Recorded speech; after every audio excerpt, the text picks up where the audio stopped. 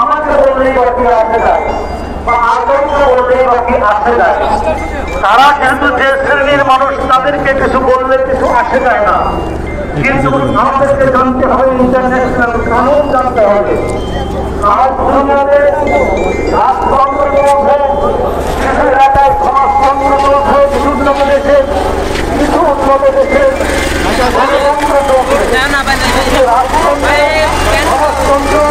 গণতন্ত্র এই তিন তন্ত্রের আইনে একটাই আছে যে রাষ্ট্র শ্রেণী জড়িত হয়, সমাজ শ্রেণী জড়িত হয়, তার কানুন তার সম্পর্কে সিদ্ধান্ত সকল দেশে মৃত্যুদণ্ড।